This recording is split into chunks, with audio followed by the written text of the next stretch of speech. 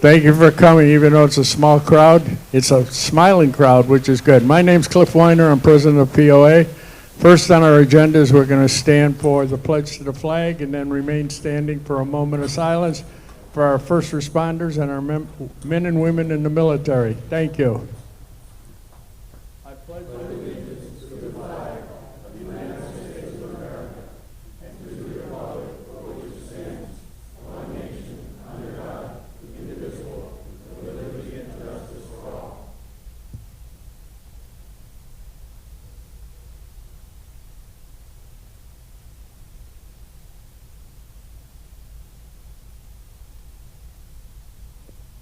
Thank you. Please be seated. Next on the agenda is our reading of our minutes from our May 18th meeting, which was held at Laurel Manor, and our secretary is on his way up. Thanks, Cliff. All right, so going through our May 18th meeting, I'm just going to hit some of the highlight points here for everyone. Yep. And so normally in our meetings we have various things we go through, so you'll get it here again is Donna Kempa will go over our treasurer's report. Last month she mentioned that our total funds were $409,187. Then we had an announcement time period, and one of the key announcements, or one of the highlights, was that Clifton introduced Jim Wrights and Paul Hanna, Lady Lake Town Hall commissioners. Jim mentioned needing folks' help via the survey that was on the POA website and determining the best way forward for Lady Lake and the apartments at Spanish Springs Town Center. There were a couple questions in an open period for that. One of them was, what can we do to correct the Daily Sun's attack on the new Sumter County Commissioners? Answer, the POA will continue to put out only the facts on the various issues the commissioners are addressing and refute any bad information stated by the Daily Sun or other sources. Another question was, any legislation between the Sumter County impact fee increase and the new state legislation? Is there any resolution? Answer, legislation was retroactive to the big increase, so the increase was rolled back. Believe the commissioners are looking at next steps and that a couple of cities might even be suing the state on this. At that point, we then go into our speaker time period, and we had Dr. Norm Anderson from RBOI, and he discussed the COVID virus, i.e. a respiratory infection. He gave a comparison, 1918 infection, there was 500 million cases, 50 million died, 675,000 in the US. It started in the US and it spread to Europe during World War I. And it had two waves. COVID, 164 million cases, 3,400,000 deaths, 600,000 in the US, and it started in China, and the waves are continuing. The virus doesn't kill, our internal response does. The vaccine was intended to stimulate enough of the virus to stimulate antibodies without side effects. You cannot shed the virus if vaccinated, but if exposed, you can be a carrier. He made a comment that then, based on the basis of aging is inflammation. If you control this, then you control many issues and diseases. And this is where he introduced, through a lot of research he's been doing, the alpha-lipoic acid, ALA as it's called, a strong antioxidant. It is the most important over-the-counter supplement that you can take. Do your own research, go to pubmed.com, and you will see the effects of ALA. And then there's the L-glucothione protein produced by the liver, which diminishes as we get older. ALA regenerates the liver and has many other benefits. It reduces inflammation, it assists in wound healing, it destroys certain types of cancer. A possible ALA side effect is related to the gastrointestinal irritation, so you could be recommended to take the R-ALA. And he made the final comment that if you take ALA, he recommends 200 milligram bottle and take 3 pills a day, and if it's a R-ALA, recommend a 150 milligram bottle and take 2 to 3 pills a day. In either case, spread the dosage out during the day for the best effect.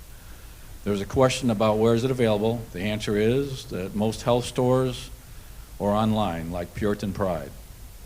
Another question was, shouldn't you have a medication evaluation before taking ALA? Answer, yes, but ALA stimulates the natural response in your system which in most cases will not cause an issue with other meds. And then we adjourn the meeting at 8:18. Thanks, Rep. Can I get a motion to approve the minutes? Somebody? Thank you, Jerry. Second? All in favor? Aye. All opposed? Thanks, guys. That'd have been a spot. Nobody would have made a motion. Next is our treasurer's report from our treasurer, Donna Kemper.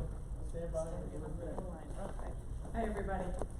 Okay, for the month of May, we had $9,249.56 in revenues and $15,128.06 in expenses, which gives us a deficit of $5,878.50. There is better news, though. For the year, we are in the black by $11,278. Our operating fund account, it has a total of $142,406.14. Thank you. Thanks, Donna. Our membership report. Don't have one today. If you're not a member, please join. We can use your support. We can use your help. At the back, at tables at the back, let me introduce some of our friends that we got there. We have our friends from SECO, which are all the way in the back in the corner. Directly behind me is Danny Mack from A1 Lightning, who's going to help with this presentation maybe today if we need any help. And he's also contributing to the giveaway at the end of it. And this is, I believe, the 4th year that Danny and I have done this. So thank you, Danny, very much. And I got to tell you guys, as an ex-electrician, seeing his work, it's top of the line. That's my recommendation. Also, we have the people from the hospital auxiliary. Guys, the thrift shop's open. Help them. They do great work. We need them. We have my friends from Bahia Shrine. They support the hospital in Tampa, Shrine Hospital. Anybody that cannot afford to pay is not turned away. It's a great organization. I happen to belong to it, and I help them greatly. Actually, I happen to be treasurer of that group, and I have been for a long time. Seniors versus crime. My friends, I say this every single time. Before you have a contractor come and do work at your house, please call Seniors versus Crime and make sure they have no complaints against those people. I can tell you that it's been a long time now. About 2 years ago, a lady called me that was 93 years old, gave a contractor $73,000 to do a job, and she never saw him again. Should never have happened. When I called Seniors versus Crime to check on the company, they only had about 200 complaints. So it wasn't the first time that he had done it. Please, don't lose your money. Those guys have nothing else to do but answer the phone and give you the information, and they're more than happy to do it. And we also have our friends from, I want to make sure I get it right. Wrong card. I got it here somewhere, guys. Our friends from the Florida Native Plant Society. They're in the back. And because the Villages has a policy that you can plant Florida-friendly landscaping in your yard, I'm working with them. We're going to have a presentation down the road on what Florida-friendly landscaping actually is. So you're going to be seeing them again at one of our meetings. So thank you guys for all coming.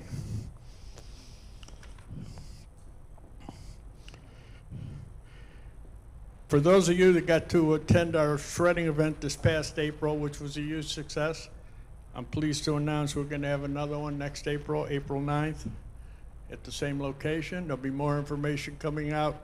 You will need a ticket.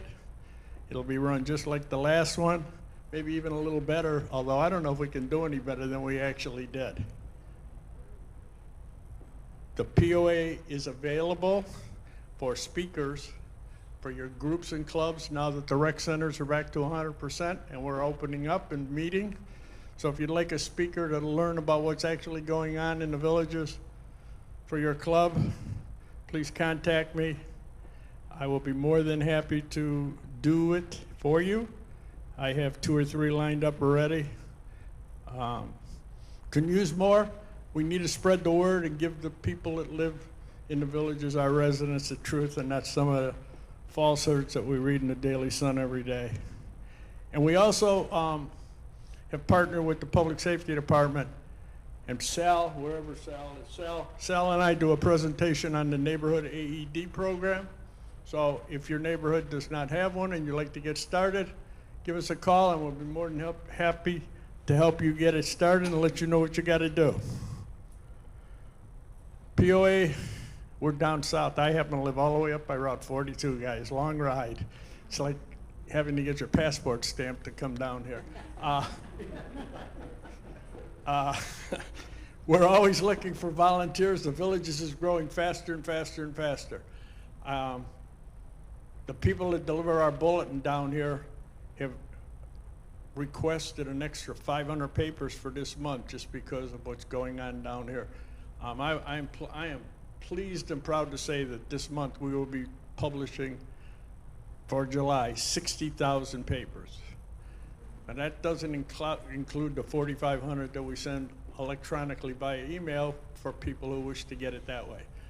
Guys, that's almost 65,000 people that are getting this bulletin. So I'm always looking for volunteers to help us. It's the villages is growing, and the POA needs your help. You can see the people in the white shirts, my board. We can only do so much, so if you're willing to help, you can contact me. I'm sure I can find something for you to do. As you can see, we have a camera. We're recording this meeting. We recorded our meeting last month at Laurel Manor. The meetings are on Tuesday. That video that he's recording will be on our website on Thursday. You can see this whole meeting. And our next project is to live stream these meetings so you'll be able to see them in real time. POA and one of the people that are involved in the POA tried to get the districts to do it, and we didn't get anywhere, but I'm going to show them that you can do it for not a lot of cost. So that's our next goal. Hopefully in the next 2 or 3 months we're going to have live streaming. We're really trying.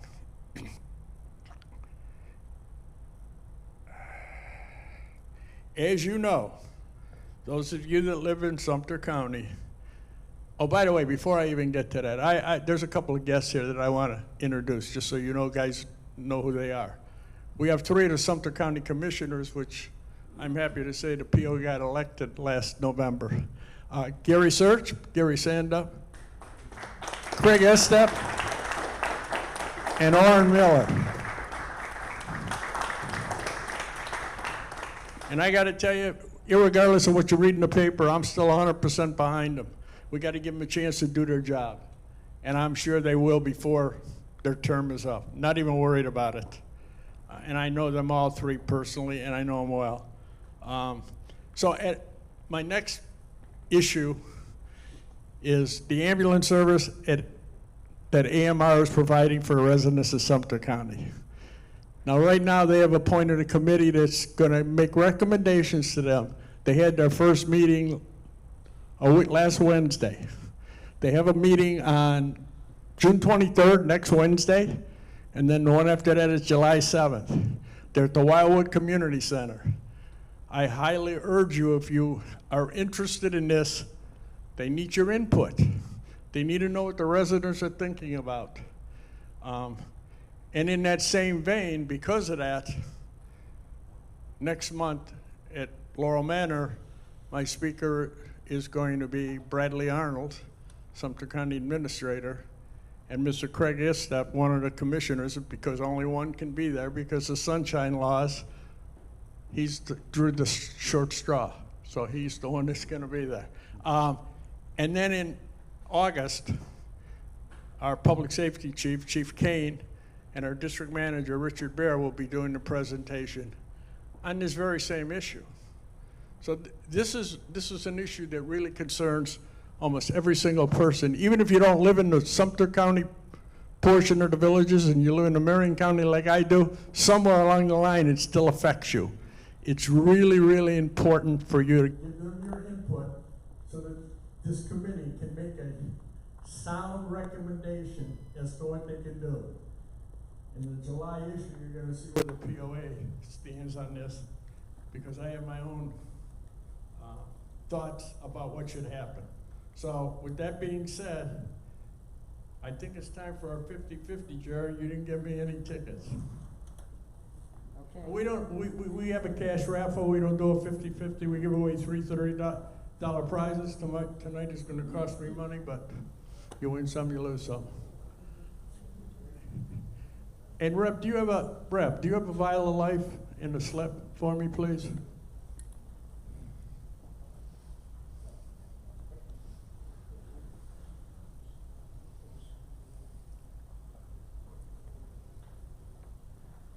They got a line here. I'm not allowed to cross it because of the camera. Might go get upset. Now, after we draw these 3 tickets, we'll put them back in the container so those people will still have a chance to win the lightning system. We're not trying to cheat anybody out of anything. So the first number is, I'm going to read the last 4 numbers, 9104. Oh my God, Mark. Congratulations, Mark. 8956. 8956. Right there, Jerry Oren. 9060. Jerry, right here. This lady in the white top. And please put these 3 tickets back in. Jerry? Yep, we'll put the tickets back in. Put these 3 tickets back. The gentleman donated it. Thank you, Oren. Oren donated his $30 back to the POA. Thank you, buddy. Give it to Donna. Okay. This is a vial of life. POA is partnered with the Sumter County Sheriff's Office. Vial of life. You take this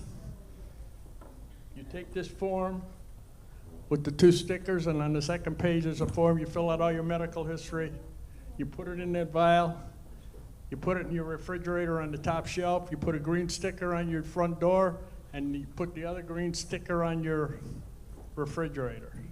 I'm going to tell you guys that in an emergency, you're going to save precious seconds, which are really important.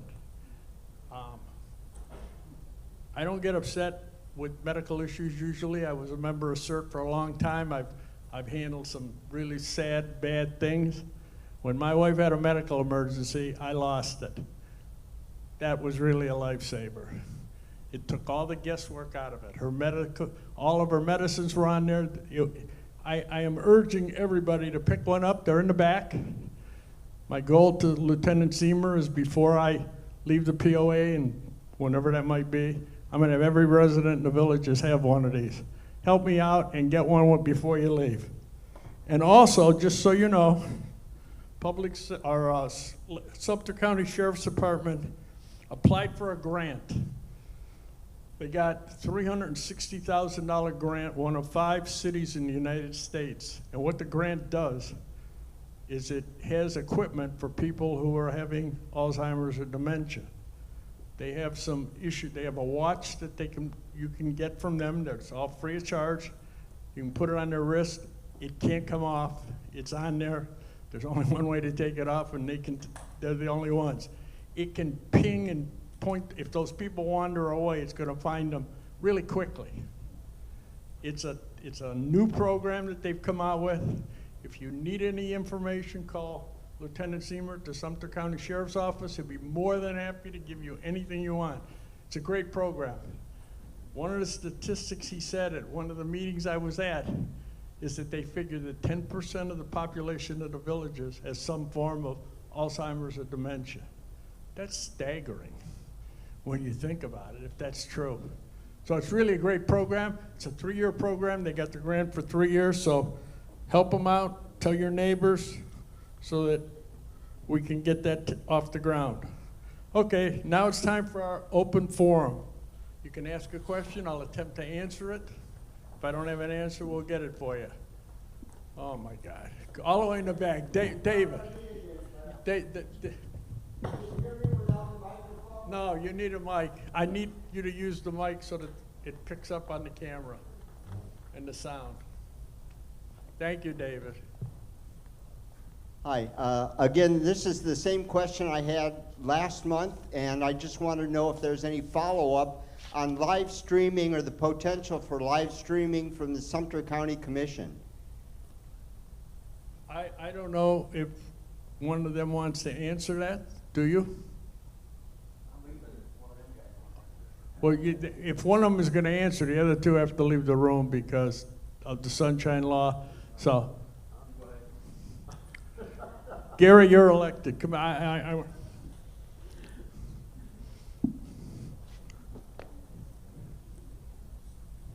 Thank you, Cliff. First of all, I do want to thank the POA and Cliff personally, because without the POA's support and what happened through the election, it wouldn't have happened without the POA. So I want to thank the POA personally. Live streaming right now is being looked into.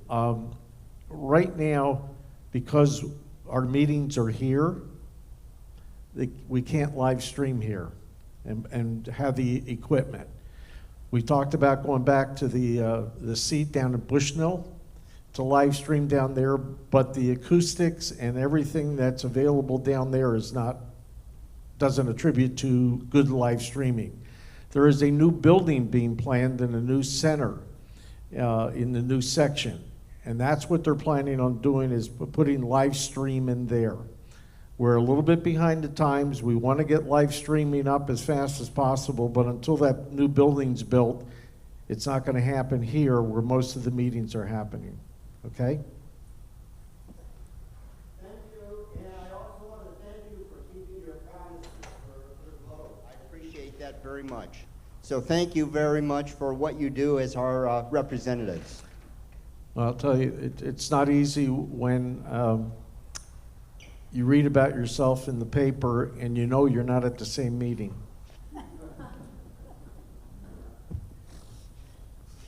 Thanks, Gary. Any other questions? I'm laughing because half of what's put in the paper, guys, is not true, and I know it for a fact. It's just out and out false. Yes, ma'am. You know the time of that meeting in Wildwood for the AMR? What hour? 7 o'clock. 7, okay, thank you. And I'm sure it's in a different room, if I'm not mistaken, this time. It's not up, it's downstairs. The first one was upstairs in the president's room, and this one's downstairs. I think all the rest of them are downstairs if I saw the schedule. Yeah, okay. And Mark, I'll drive. Any other questions? Okay, we're gonna draw the ticket after our lightning presentation, so hold on to your tickets. And I think you gotta put this one in the bucket too, buddy. My fault. I'm not trying to cheat anybody. Okay, now it's time for our presentation. Len Hathaway, who's a good friend of mine and has done this for the POA for many years, is here to do a presentation. First time we've done it at Everglades. So, Len, the floor is yours, buddy. Okay, I'd like to thank the Cliff and the POA for inviting me here tonight. As Cliff said, we've done these a few times before. We started in 2009, and this is the 158th one we've done for various groups in the villages. This started around 2007 when a group of us got together because there was so much bad information around the villages about lightning. We formed a group called the Study Group on Lightning. We had 2 meteorologists, 2 electrical engineers, and we had 5 or 6 other people. Over the years, it dwindled down to Bob Freeman and I doing these presentations. This year, we have added back 2 people. They're both from Penn State. One of them, you guys stand up right here. This is Frank Christie, a retired electrical engineer. Next to him is John Sherchuk, a active meteorologist. And when we get to the question and answers, I'll ask Danny Mack to come down here and Rhodey Smith from SECO to come down for any of the questions. So let's proceed. So this is What we'll be discussing here tonight is starting with personal lightning safety, then indirect lightning strikes, direct lightning strikes, CSST gas pipe, which is prevalent down here in this part of the villages. And along the way, I'll debunk 10 myths about lightning. So the purpose is to make you an informed consumer, combat many of the myths and misunderstandings about lightning, and present the science and experience. And we do this with two particular resources. One is this book written by Dr. Martin Newman from the University of Florida. He's been studying lightning for over 40 years. The other is the National Standard on Lightning, NFPA 780. This is a model standard, and it's been adopted by the state of Florida for healthcare and educational facilities. Okay, here's all the things that lightning can be: beautiful, spectacular, deadly, destructive, and unpredictable. Remember that, it's highly unpredictable. And let's look at some old technology first. And I say old technology, this came from the National Weather Service, and the squiggly lines across the map show the average number of thunderstorm days per year. And that was done over the years, as I said, by the National Weather Service by actually hearing thunder. And you can see where you may have lived at one time is a much smaller number than you see down here in Florida. In our area, it shows 80. But actual observers here in the villages, we have an average over the last 8 years of 110 days with lightning. But notice that 100 down around Tampa Bay, and that's why the National Hockey League franchise, the defending Stanley Cup champions, is called the Lightning. Okay, bringing the technology up to date. How many saw the article about Florida no longer being the lightning capital of the nation? Just about everybody saw that. That was published by Visalia, which is the company that operates the United States Lightning Detection Network. So they claim they can detect 99% of the cloud-to-ground lightning throughout the country. And over a 5-year average, as you can see here, Florida got beaten out by 0.6 of a point. However, if you look at it a little deeper, Lake County last year had 145.8 strikes per square kilometer, and that was 7th in the country. And Sumter, 131.9, was 14th in the country.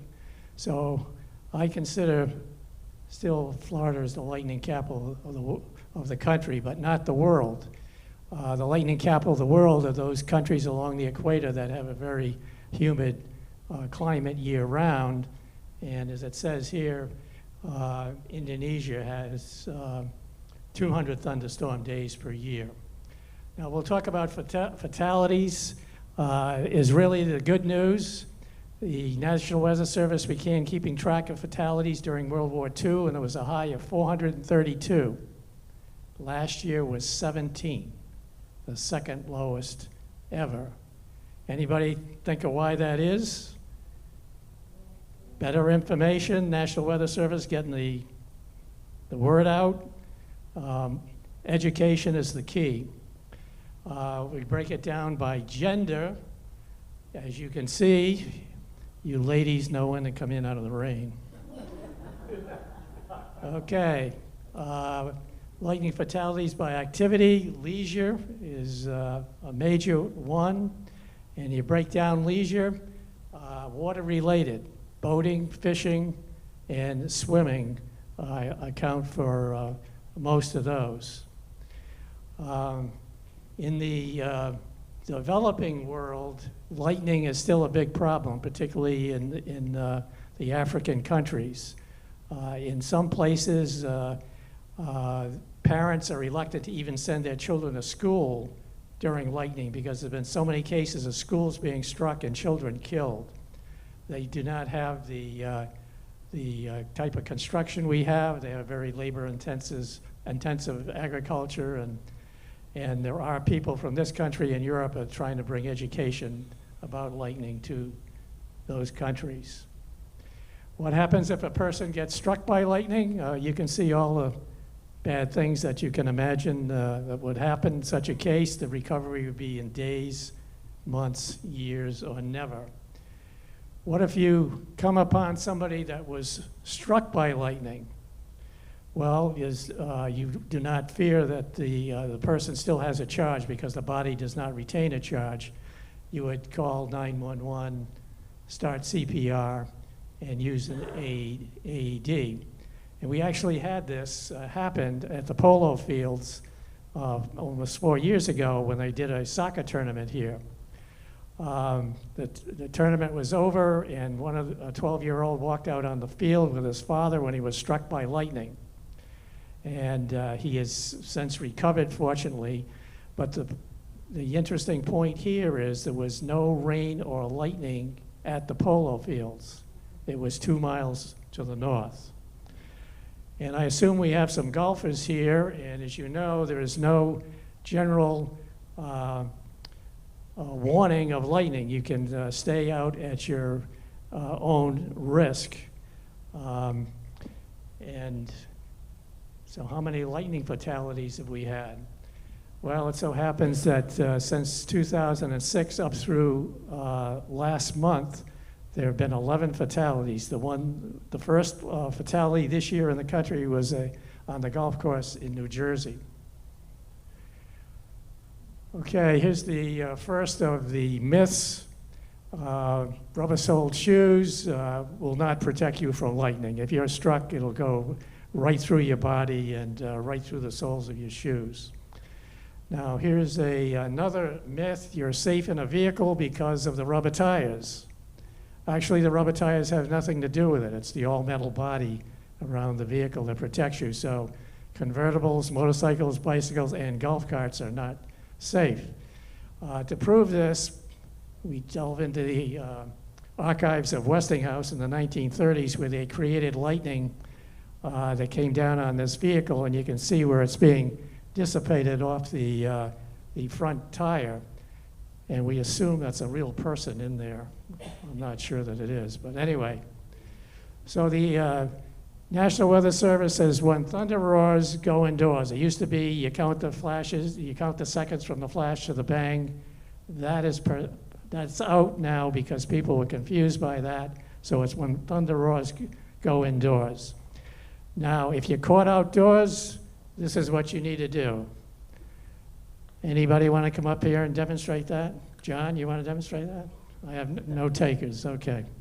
But that's the pose you would have to get into. But once you go indoors, you also should be advised that you should stay away from plumbing, electrical, windows, and corded telephones. We've had cases here in the villages, people taking showers and the home was struck. And in one case in Hadley, the homeowner had to be taken by EMS to the hospital to be stabilized. Next is another lightning myth. Lightning never strikes in the same place twice. We have had reports here in the villages. 2 churches were struck in 2018 and 2019. One of those was Open Bible Lutheran Church up by Walmart. And now that's been protected. Danny and A1 Lightning has since protected that. We had another case where homeowner house was destroyed, and that was his 4th experience with lightning. The other 3 were relatively minor compared to losing the house. So as a homeowner, you have 2 lightning-related concerns. One is an indirect strike, and one is a direct strike. So what's an indirect strike? An indirect strike is one, it hits a tree, it hits a flagpole, it hits a wall, it hits your neighbor's house, or we don't know where it hit.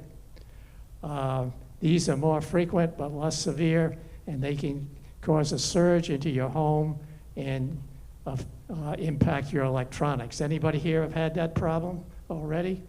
Okay, some people have already experienced that. To show you what happens, this is obviously a golf green.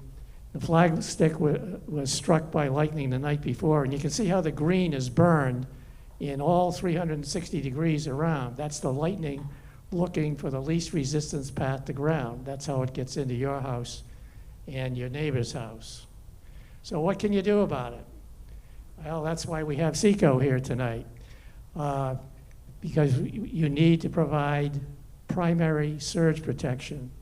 And Rhodey and Beverly have up there, what you see here on the left-hand panel is a surge protector that they offer for $5.95 a month, plus a $25 installation charge. Now, I assume everybody here is on SECO, but if you're on Duke or Leesburg Electric, they also offer such a program. You can also have this done by an electrician. Now, primary surge protection protects those things that you don't plug in, your AC, your furnace, your electric dryer, and motors. But that's not the end of the story, because you need secondary surge protection. And I've got some examples up here, and I've got examples up there on the screen. Frank will walk around with this one. This one would be for like a TV, and you notice the coax cables that come out of it.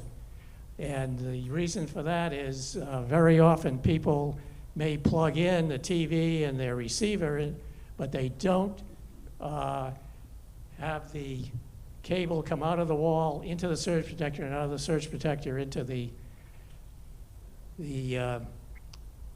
receiver. Here's a schematic of that. You see the wall where the plug comes in, and as I say, this is frequently overlooked. The same sort of thing applies for example, for a telephone answering machine. Also, I had up on the screen the garage door openers and the microwave oven. You need a surge protector like this, where you would plug this into the 120 outlet and then plug the microwave or the garage door openers or the like into it.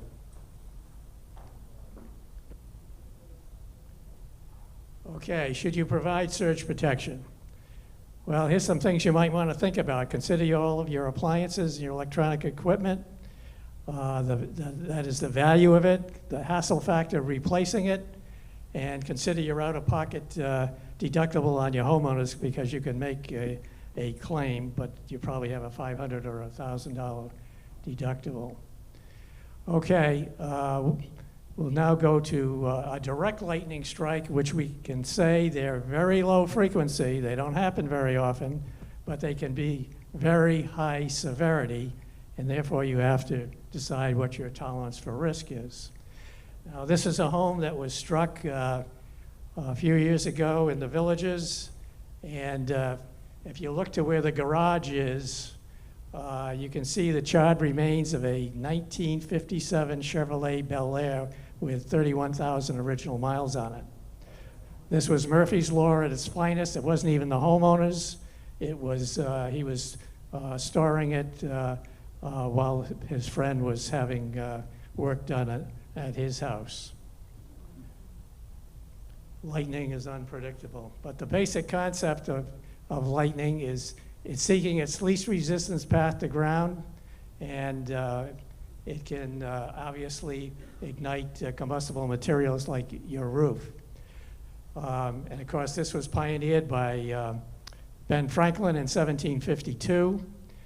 And as a result, because lightning was such a problem for not only the colonists, but also for the Europeans, he was heralded on both sides of the Atlantic. And in fact, Harvard and Yale gave him an honorary degrees. Okay, so who uses them? So if the electric utilities didn't use them, your power would routinely go out, and you see several other here that routinely use it. I have some photographs to show you of that. Here in the villages, there's quite a bit. All of the pumping stations are protected by lightning. Nearly every building, as you soon see at Sumter Landing, is also protected. And anybody know where Glen Hollow Farms is? Off of 466 across from Bridgeport, Laurel Valley. I understand that all the developers' homes in there are also protected. Okay, Sumter Landing, the pavilion is protected. If you engage with a libation, that's also protected. If you have to use the facilities at Lakeshore, that's also protected. Here's another example of lightning protection. This is the transmission line that goes through the villages from north to south, and the arrows are pointing to the wires at the top, which is the lightning protection system to protect the cable carrying the conductors carrying the cable. Now the next one is from the Cape, which is the picture of I showed you earlier, Dr. Martin Newman's book. And you'll notice those 4 towers around the rocket on the pad. That's the lightning protection system you see in every time you see a shot. This one, by the way, happens to be the 2006 Apollo 5 rocket that flew by all the planets and gave us those great pictures of Pluto in 2015. Now, NASA and the Air Force had unsatisfactory experience with lightning, and that's why they came around to this, because Apollo 12 was struck after it was launched, but fortunately it completed its mission because it didn't take out any critical systems. There was an Atlas rocket in '79 that was destroyed over the Atlantic because it was struck. In 2009, Endeavour was struck on the pad, but by then they had already gotten serious about lightning protection, and there was no damage, and the mission continued the following day. Okay, this is the fire station on, used to be fire headquarters on Buena Vista, on Bonita. And that's protected, as is the new fire station and Emergency Operations Center on Morse Boulevard. This is over at Spanish Springs, and I think a lot of people may recognize this as Venice. And the reason for this is that tower you see, the Campanile, between 1388 and 1762, it was destroyed 9 times by lightning. When it was built back in 1776, it was protected by the Franklin lightning rod, and they haven't had any problem since then. It's also appropriate to be in Venice because in 1769 rather, they were storing 200,000 pounds of gunpowder in a church. What could go wrong, right? It was struck by lightning. It destroyed 1/6 of the city and killed 3,000 people, the largest loss of life due to lightning that's ever been recorded. And while we're in Italy, if we go over to Rome, we see that even a lightning system protects the Pope's residence from acts of God. Coming closer to home, this is University of Florida's facility up at Camp Blanding, which is up off of 301. And from this tower, they would fire rockets up into the thunderclouds. And as the rockets go up, they unspool a very thin copper wire back down whatever they're testing on the ground. And when they get a strike, this is a 6-second time-lapse photograph. Now the lightning has created a path for the lightning to come down to whatever they're testing on the ground. And in this case, they brought it down to the test house, which was protected by a lightning system. And in all the strikes they had in the test, there was no damage. So let's talk about a lightning protection system. There's only three parts to a lightning protection system. One of them is the lightning rod, and the conductors. Frank can walk around. I'll talk about it. So as you see from the photo, you see where the lightning rods are strategically placed on the roof, around the peaks, around the edges, on vents. That's all according to the national standard on lightning. So that's one part. The other part is the cable. It's a braided cable. It can be either copper or it can be aluminum. I prefer copper. It's a better conductor. Yeah, but it costs more. As Danny was telling me earlier, the price of copper is really skyrocketed. The third part is represented by a driven, what would be a driven ground rod. You would have 2, 3, or 4 of these depending upon the size of your house. This is a 5/8 inch copper-clad rod, typically 8 feet long, that would be driven 2 feet below grade. In some places, we know of cases where they've had to go as much as 30 feet to get a good ground. So that's what a lightning system is. It's those, the points, the lightning rods, the conductor, and the ground rods. Okay, this is what's happened in the villages since 2004. We've had 20 homes destroyed. None of them had a lightning protection system. 15 happened to be stucco, 5 vinyl, no particular reason, that's just luck of the draw. You can see the months they occurred in. We're into the high months now of June and July. 13 of them had gas, and I'll talk a little about that later, but in no case did any official report we could get our hands on linked gas to the cause.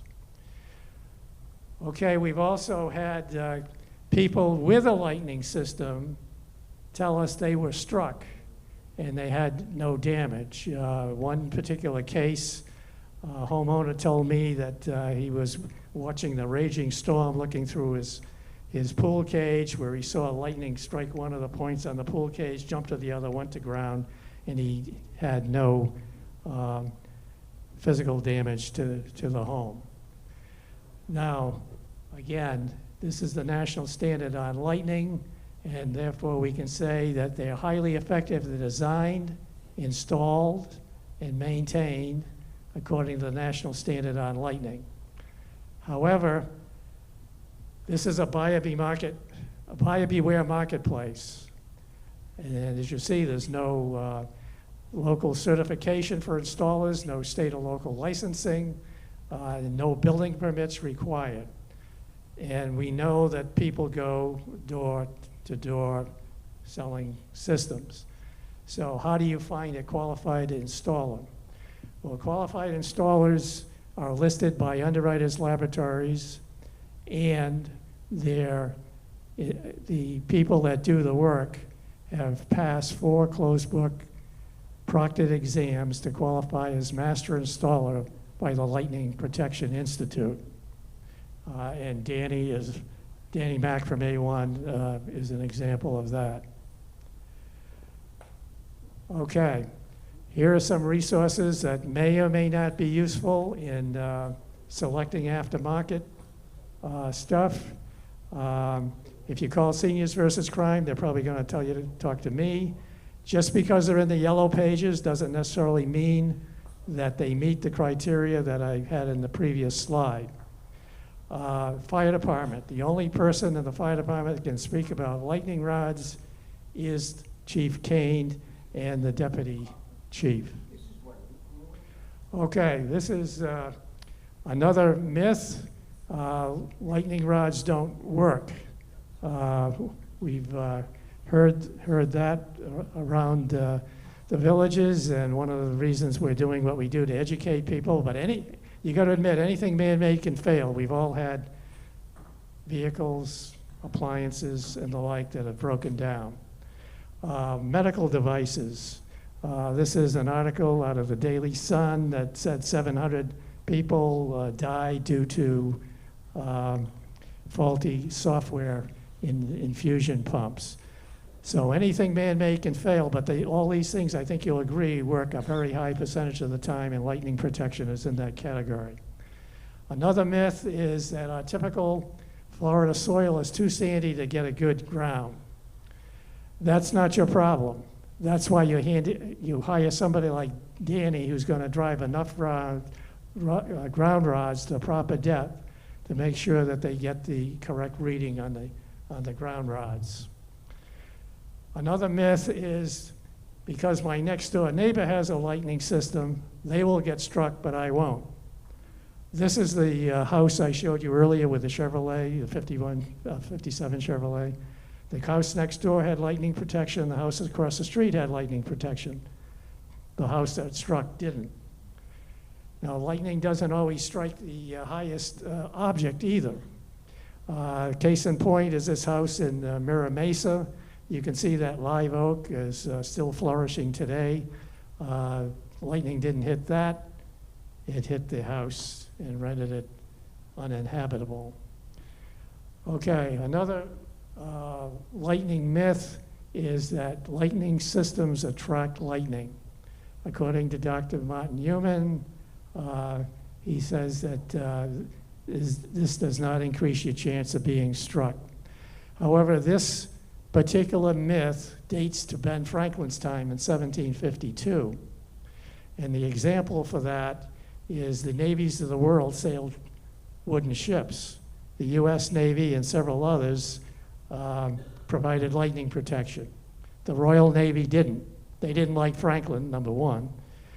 But after 220 ships that were struck by lightning, and in 62 fatalities and 114 injuries, in 1832 they began to protect their wooden sailing ships. So proving Franklin was right all along. So getting back to should you install a lightning protection system? Two ways to think about it. If you have a high tolerance for risk, you choose to do nothing.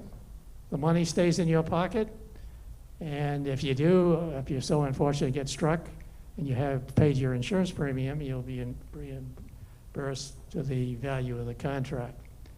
But what if you have a low tolerance for risk? What you're buying is peace of mind to prevent all of these things that you see up here, loss of your home, possessions, vehicles, everything you have. And going through the stress of the entire ordeal, this was driven home to us by a homeowner in Calumet Grove whose house was destroyed, and when they came to rebuild, her husband was not in very good condition. So she had to make all the decisions herself, and she wanted us to be sure to tell all the people we talked to what she learned from that ordeal. Well, how much do they cost? Depends upon the amount of roof to be protected. And here's some examples of different style homes and what you may expect for the price.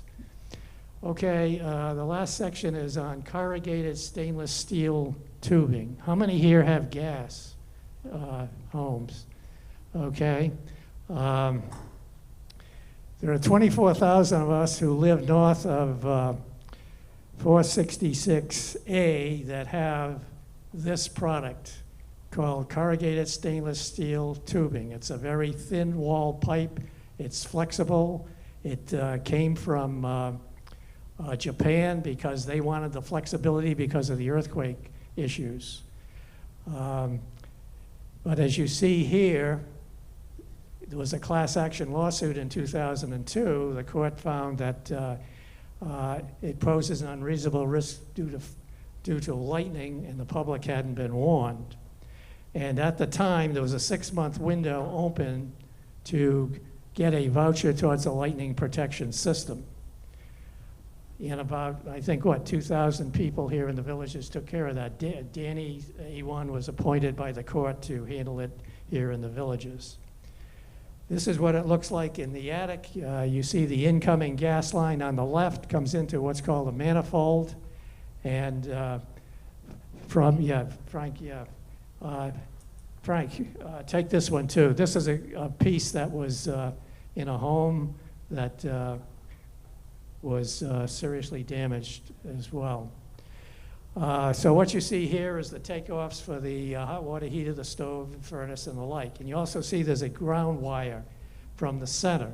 Now that's supposed to be the fix for lightning, but we don't think that's worth much. This is what happens in a lightning strike. Lightning is always looking for the least resistance path to ground, and it will jump from one conductor to another, and in this case, it will bore a very small hole in the pipe, and that'll release the gas, and the fire will start. Now, I should also mention that those of us north of 466A have the product that Frank is showing you now. Those of you down here have the next version of it. This is a more robust version, but it's still CSST at the core.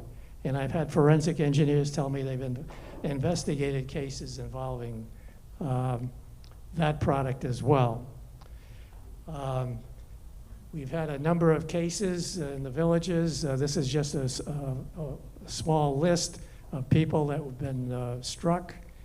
And for example, the one in Point Siena, the homeowner told me after lightning struck, he went out to the garage to reset the breakers, he thought, and he heard a fluttering sound up in the attic. He pulled the hatch down, and there was fire burning on the CSST. He did the right thing. He called the fire department. They came in and they shut off the gas and they saved the home. We've had a number of those cases. We even had a female homeowner who used the garden hose to control the fire till the fire department got there, but that's not recommended either. Here's the state and the village's public safety department position on gas pipe. That ground wire that I showed you earlier will significantly reduce the lightning risk. Well, you be the judge. We've seen a number of cases where it didn't mean anything.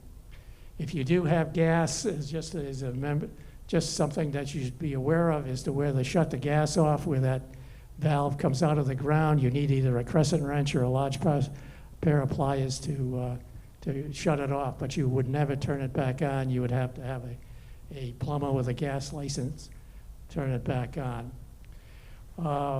What can you do about the CSST lightning risk if it's a concern? The best thing to do is what the court said, provide a lightning protection system. You can also change that out for steel pipe like we used to have in our homes up north. It'll cost you $1,000 to $1,500 to do it. Okay, finishing up on two more myths. We were told at one time there's a tower here in the villages that protects us all from lightning. Well, we wouldn't be here talking about it if that's the case.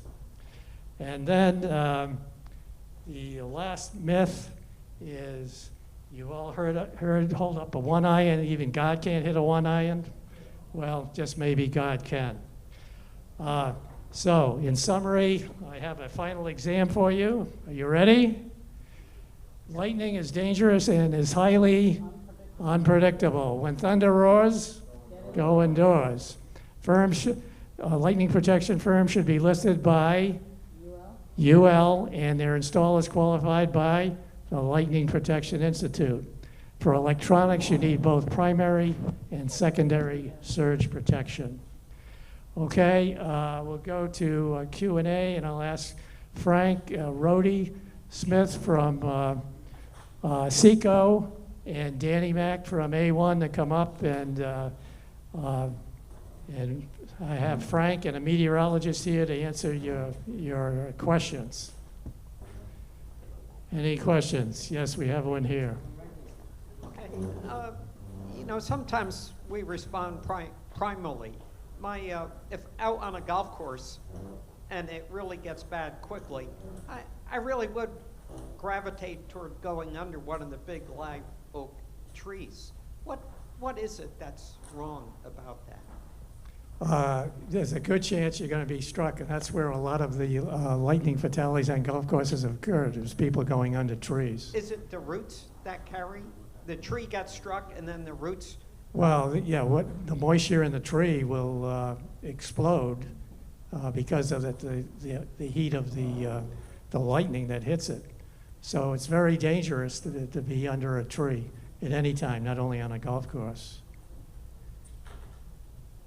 Any other questions? Does the lightning system, when it's lightning itself, does it provide any additional protection other than giving it a path to ground? Is it reducing the chances of your house being hit by, I've always heard, lightning kind of leads to a charge from the ground. So this would be releasing something from the ground, would it? Is it Well, making your house lightning less is a apt? very random event, very unpredictable. What happens is the cloud, John should be telling you this, the cloud is negatively charged. It sends down a step leader on the ground is positively charged. As these charges get stronger, it actually reaches up to the ones coming down, and it's just luck of the draw. I had heard some time ago that if your house is struck by lightning, it makes a difference whether you smell sulfur or not, which is an indication of superheating of the sheetrock. Can anyone talk about that? I can. Any of you, Danny? I guess we have not heard that that's the case. Yeah, I'd like to talk to you about that after, is what your experience has been. We haven't had that question before. Thank you. Others? Danny? Yes, Oren. A1 put my system in about 8.5 years ago. I have not had a check. Do I need to have a check, or do I just? Every 5 years, you are recommended. So I'm 3 years past due. Thank you.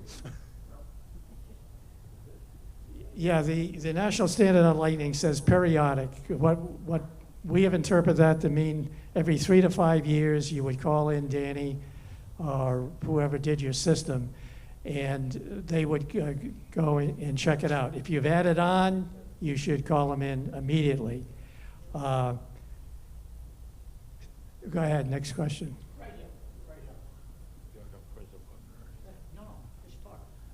Yes, I just moved into the villages, and when I heard it, I got a house with a concrete floor, I figured that's all the grounding I'd ever need.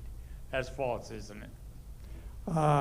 The 20 houses that burned down, there was a testimony that it doesn't buy you much, even though there's all kinds of rebar in there, and that's how they tie the ground rod in. Okay, other questions? Sir, the lightning rods that you use, is the object to attract the bolt, or are you subject also to getting a strike in between the rods? You said it's indiscriminate. Okay, one of the things we didn't say is that off of this, there's a 45-degree cone of protection all the way down to the ground. And that's why you have the number of lightning rods that you do on the roof, because everything should be in that cone of protection.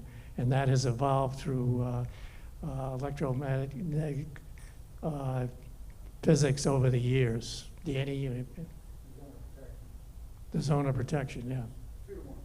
Yeah, 2 to 1, okay. Any questions on SECO and on the SECO ring, the surge protector? Same thing with the Seco ring. Been on for 9 years. Do I need to get it checked at all? No, the only thing you need to do is occasionally go out when you're working in your yard or after a storm or some type of surge event. Just make sure that you see the 2 lights on the side of your surge protector. And if you're not comfortable checking it, just call us and we'll come out and check it. Yeah. Thank you. You're welcome.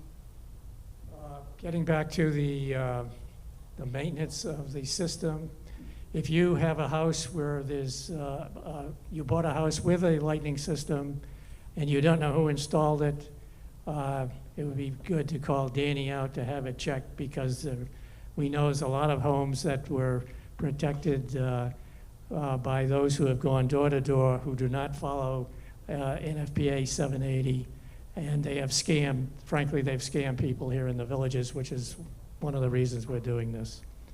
Okay, last question. If not, one back there. One more.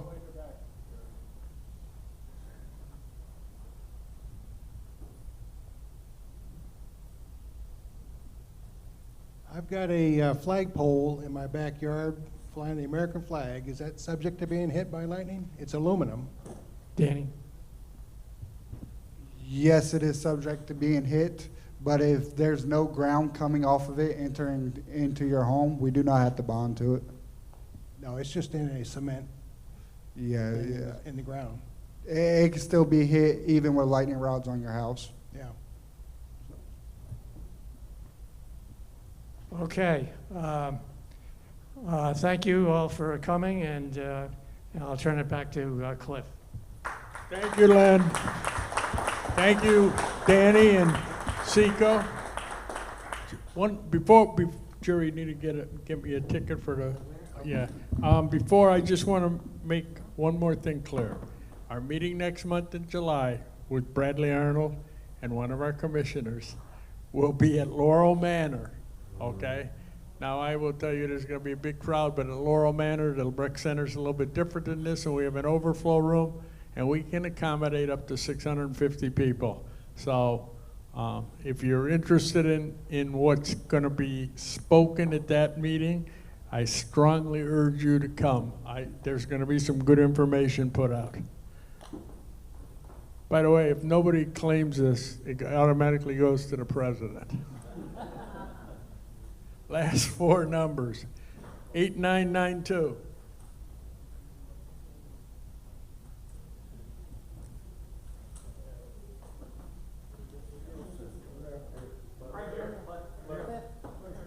Okay. Right here in the front, Jer. What I need from you is, I need to get your name and address.